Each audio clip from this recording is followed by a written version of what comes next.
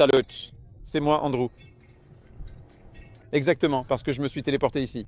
Car si nous voulons parler de quelque chose, il est préférable d'en parler dans son environnement naturel. Et vous savez déjà quel est le sujet. La moto la plus sous-estimée de ces dernières années, sportif. Pourquoi cela est-il arrivé? Je pense que les gens ont simplement oublié Suzuki.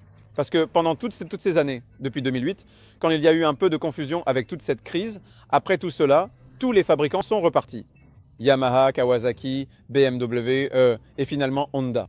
Tout le monde est reparti dans cette course mieux armé pour ce qui est de la meilleure moto sportive, alors que Suzuki est resté tout le temps à la traîne, à la traîne, à la traîne. Ensuite, ils ont promis cette moto, nous avons encore dû l'attendre, jusqu'à ce qu'ils la présentent enfin. Et il me semble que beaucoup de personnes ont tout simplement pu décider qu'elles n'allaient plus attendre. Et c'est une grosse erreur, mais une erreur qui joue en notre faveur. Car à ce moment-là, Suzuki, pour reconquérir ses clients, a dû baisser drastiquement le prix. C'est-à-dire, pas forcément baisser le prix, mais proposer ce modèle à un tarif très attractif. Et au moment où toutes les BMW, Honda, Ducati, R1 coûtent entre 90 et 100 000 zlotys, on peut encore acheter, disons, à un prix normal, auquel chaque amateur de sportif de 1000 cc s'est habitué. C'est donc aux alentours de 70 000 zlotys, et il y a même en ce moment des promotions qui permettent d'acheter ces motos bien moins chères. Pourquoi j'aime Suzuki? Parce que Suzuki reste toujours Suzuki. J'en ai déjà beaucoup parlé quand je m'amusais à faire des vlogs, donc ça va sûrement réapparaître quelque part ici, parce que j'ai roulé avec cette moto en ville, et c'est là que j'ai découvert que c'est un vrai Gixxer comme avant, car j'ai eu autrefois une Suzuki GSX-R, et avec ce couple monstrueux en bas et au milieu, ça m'était resté en mémoire. Et cette moto a le même caractère, sauf que évidemment, il y a encore plus de couples en bas et au milieu.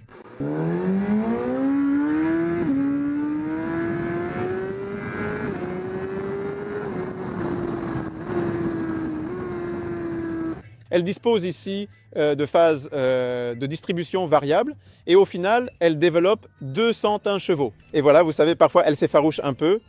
Mais le plus important dans tout ça, c'est que cette caractéristique est tellement linéaire et prévisible que la moto se contrôle de façon géniale. Je ne parle même pas ici des différentes cartographies, car on peut bien sûr régler des modes de contrôle de traction plus doux, mais si l'on est puriste et qu'on utilise uniquement la poignée de gaz pour contrôler la moto, celle-ci se laisse vraiment guider à la perfection.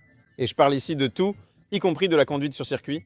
Et je parle aussi ici d'une conduite peut-être un peu plus, disons, débridée, car il suffit de trouver un endroit à l'écart et on peut vraiment s'amuser à rouler sur la roue arrière avec cette moto, puisqu'elle le fait jusqu'à la 6e vitesse, parce que ça va sûrement apparaître quelque part ici. Et peut-être que, si Jacek me le permet, je vais tout de suite faire le fou et le montrer ici.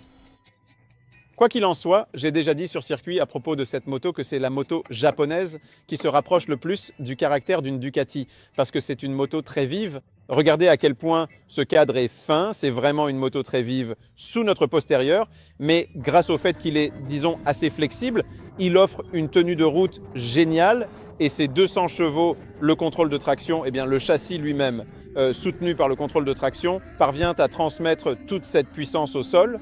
Donc la moto glisse un peu, elle gigote un peu, mais elle avance d'une manière tellement brutale qu'on a l'impression que l'espace-temps se courbe légèrement. Il existe aujourd'hui 2 versions disponibles. J'ai roulé sur la version standard, mais j'ai aussi de l'expérience avec la version R, où l'on trouve la suspension Balance Free Fork, la BFF de Showa, avec un petit réservoir séparé en bas. Génial, j'utilise tout le temps le mot génial. Très bien, excellent, voire même de façon ingénieuse. Il nous intègre dans le virage et maintient la traction de la roue avant. On peut malmener cette moto comme des pilotes presque de MotoGP, à condition bien sûr de monter un pneu un peu plus adhérent, mais c'est une sensation très agréable. Une excellente entrée, une excellente sortie, un peu de remue-ménage en chemin, mais du genre agréable, car tout reste constamment sous contrôle.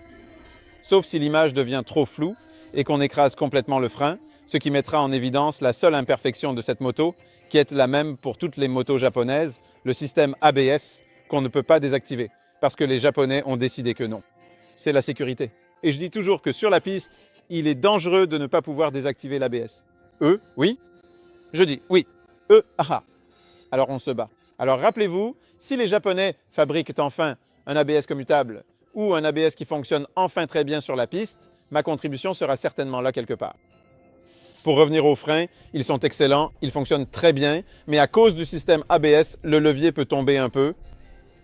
il ne revient pas. On peut freiner très fort, entrer dans le virage, mais je sais qu'avec ces systèmes complexes, les freins ont tout simplement tendance à chauffer. Donc si je devais rouler avec cette moto et l'utiliser régulièrement sur circuit, j'installerais une simple durite tressée en acier et je m'amuserais avec et je l'aimerais vraiment, vraiment beaucoup. Et c'est tout. Je sais que ça ressemble à une publicité, mais vous devez me croire sur parole, ce n'est pas une pub.